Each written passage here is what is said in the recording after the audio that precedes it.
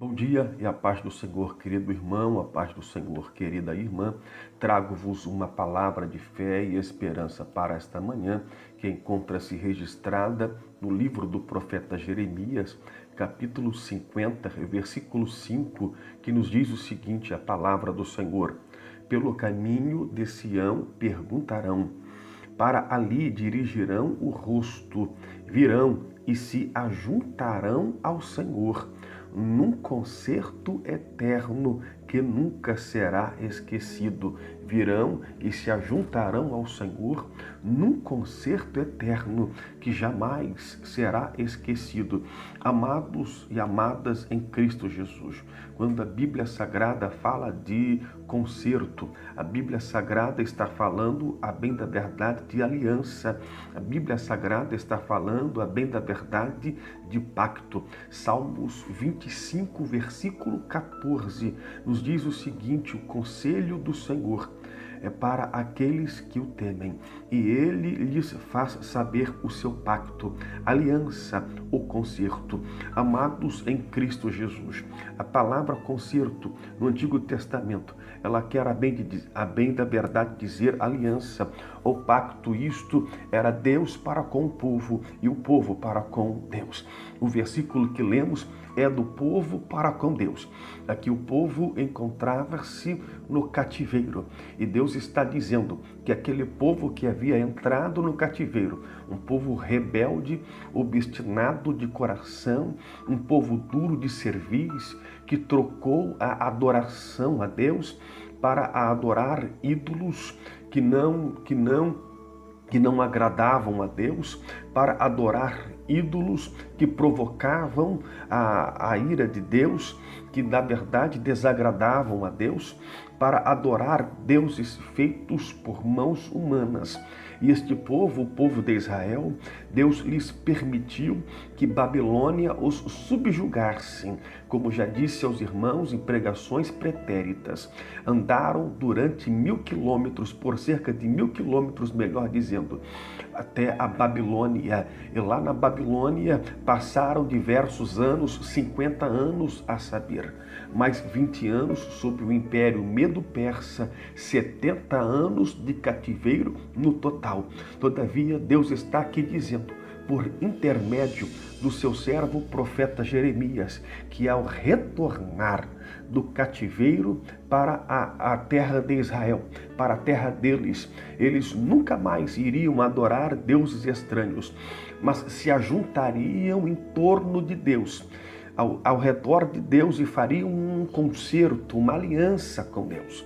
Amados em Cristo Jesus, e a bem da verdade, é isto o que aconteceu. Os irmãos sabem e lembram de Esdras em Neemias capítulo 9, quando Esdras é feito o púlpito para Esdras, e Esdras lê o livro da lei durante 6 dias, a partir das 6 horas da manhã, e o livro da lei aqui é Gênesis, Êxodo, Levíticos, Números e Deuteronômio, a Torá, como é conhecida para os judeus. E Esdras, ao ler os versículos da Torá, sem fazer pregação nenhuma, apenas lendo os versículos da Torá, o povo todo chorava, quebrantado de espírito e arrependido dos seus pecados. Então o povo voltou ao Senhor e fez o concerto e uma aliança com Deus, cumprindo aqui a profecia de Jeremias no capítulo 50 e no versículo 5. E quando o povo faz uma aliança com Deus, aqui está dizendo que é uma aliança eterna que jamais será esquecida. Quando você vai hoje para Israel, até hoje o povo invoca o Deus de Israel. Deixaram de adorar deuses estranhos, deixaram de adorar outros deuses, para apenas devotar adoração ao Deus de Abraão, Isaque e Jacó. Amados em Cristo Jesus, quando a Bíblia fala de aliança, berit no hebraico e diatek no grego, a Bíblia está falando de algo que é eterno. A Bíblia está falando de algo que não pode ser cortado, não pode ser esquecido, não pode ser aniquilado jamais. Dentre as alianças que existem na Bíblia, uma em particular me chamou a atenção ao estudar a Bíblia, que é a aliança de sal. O sal no Antigo Testamento, pelas suas peculiaridades, pelas suas características de não somente temperar o alimento como eu e você conhecemos, mas no passado, na antiguidade, ele também tinha uma particularidade e uma característica que lhe era peculiar, qual seja a de preservar o alimento. Aquela época não existia geladeira, e para que um alimento fosse preservado por horas ou por uma fração de dias, ele deveria ser colocado, a carne era colocada em sal, para que houvesse uma preservação da mesma, para que ela pudesse ser consumida algumas horas ou alguns dias depois. Quando se fala em aliança com sal, fala-se de um pacto e de uma aliança que pretende que seja eterna. Deus fez uma aliança para com o seu povo, e uma das alianças que mais me chamou a atenção na Bíblia foi a aliança que Deus fez para com Abraão. Deus fez uma aliança para com Abraão, que de Abraão descenderia uma grande multidão, e Abraão seria pai de multidões. Abraão seria pai de uma nação. E quando Deus chama Abraão de Ur dos Caldeus, Deus dizendo em Gênesis capítulo 12, sai da tua terra e da tua parentela a uma terra que lhe mostrarei.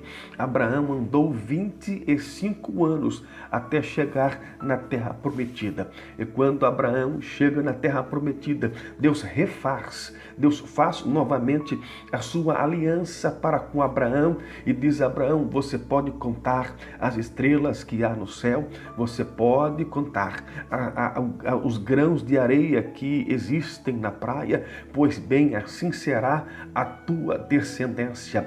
E Deus fez uma aliança com Abraão, mudando o nome de Abrão para Abraão, que significa pai de multidão, pai de nações.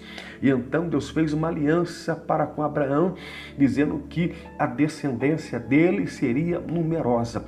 Todavia, após Deus fazer uma aliança para com Abraão, que a descendência dele seria numerosa, dá-nos a entender, o leigo vai entender, aquele que é carnal irá entender, aquele que não compreende as coisas espirituais irá entender que tudo então tornou-se fácil na vida de Abraão, e no outro dia, no outro mês, no outro ano, a esposa dele concebeu e teve Isaque, o seu filho, mas não foi assim.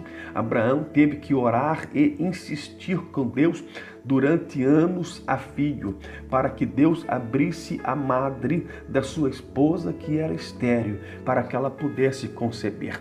Ora, parece uma incógnita, parece um paradoxo Deus ter uma aliança e um pacto e um concerto com Abraão, de que de Abraão descenderia uma grande multidão, e Abraão ter que orar para Deus cumprir a promessa que fez para com ele. Parece uma incógnita, mas não é, amados, um paradoxo, nem tampouco uma incógnita para aquele que é espiritual, para aquele que compreende, aleluia, o que Deus tem para com ele. Quando nós conhecemos a Deus, a Bíblia diz para nós, conheçamos e prossigamos em conhecer ao Senhor. Profeta Abacuque, capítulo 6, versículo de número 3.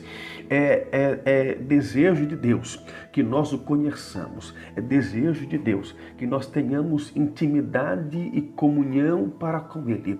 Todavia, amados, isso somente é possível em uma vida de oração, de consagração e de busca incessante pelas coisas espirituais.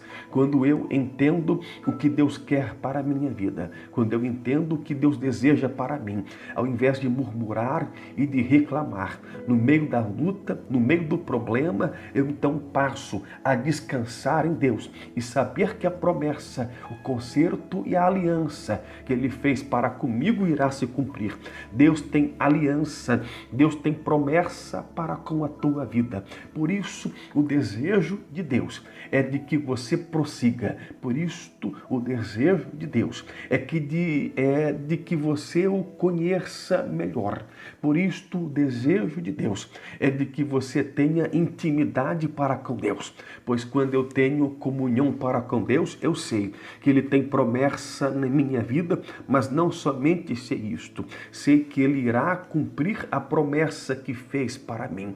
Abraão, ele poderia ter desistido de orar. Abraão poderia ter parado de orar, mas Abraão sabia da promessa que Deus tinha para com ele. Era uma aliança, era um concerto que Deus fez para com ele, que faria dele uma grande nação. Por isso Abraão não desistiu e não parou de orar, para que a madre da sua esposa fosse aberta, porque era estéril. E Abraão, após orar durante anos a Deus, Abraão teve a resposta de Deus.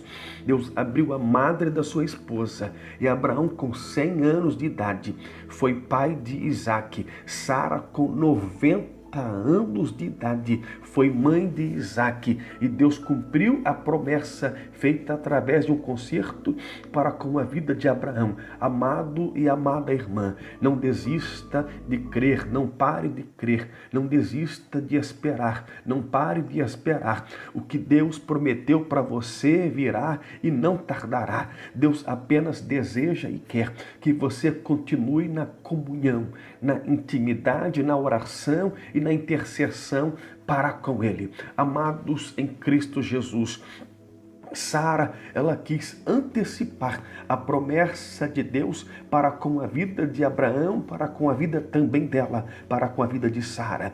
E então nasceu Ismael, mas Ismael não era o filho da promessa, não, jamais. Ismael nunca foi filho da promessa. E quando Ismael tinha 13 anos de idade, nasceu Isaque, que era o filho da promessa. Sara quis ajudar Deus e disse, segundo a cultura daquela época: toma Agar, que é a nossa escrava. É nossa escrava, nossa propriedade. Era a cultura daquela época, a época de Abraão. Tenha um filho com Agar, e este filho será meu, porque como Agar é nossa propriedade, este filho será meu, e Deus então terá cumprido a sua promessa para conosco. Todavia, Sara quis ajudar Deus, mas Deus não necessita nem da minha, nem da tua ajuda para que a promessa dele seja cumprida em nossas vidas. Não, jamais. Nós temos o péssimo costume, melhor dizendo, de colocar as mãos para tentar dar uma ajudinha a Deus, para que Deus possa cumprir a promessa para conosco. Mas esse é um péssimo costume. Ao invés de colocar as nossas mãos para tentar ajudar Deus a cumprir a aliança, a cumprir o concerto, a cumprir a promessa para conosco, devemos sim colocar o nosso joelho em ação e orar e buscar a Deus. E Deus então cumprirá a promessa para conosco no tempo certo, no tempo oportuno. E este tempo certo e oportuno não é nem o teu, nem o meu tempo, é o tempo dele, é o tempo de Deus. Amados em Cristo Jesus, lá saio comum de aforgue. Deus, ele vai cumprir, eu não tenho dúvidas. Não tenho dúvidas nenhuma que Deus irá cumprir a promessa nas nossas vidas. Mas há uma necessidade de ficarmos na torre da vigilância. Há uma necessidade de ficarmos em oração, em busca incessante para com Deus. E após este episódio triste acontecer, de Abraão, então, ter relações para com Agar, e Agar conceber e gerar a Ismael. Mas Ismael não era o filho da promessa, o filho da promessa era Isaque. E quando Ismael completou 13 anos, Isaque nasceu. Amados em Cristo Jesus, eu não sei quanto tempo você aguarda o cumprimento da promessa, do concerto e da aliança que Deus tem para contigo na tua vida. Mas uma coisa é certa: o que há de vir, virá e não tardará. Continue orando, volta a repetir. Continue buscando, volta a repetir aqui. Porque Deus vai cumprir o que Ele fez, o que Ele prometeu para com você. Pois Ele não é filho do homem para que se arrependa. Não é homem para que minta, nem filho do homem para que se arrependa.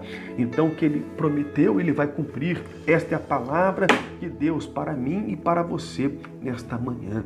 Apenas devemos continuar orando, buscando e clamando a Ele, porque o conserto dele é um conserto eterno.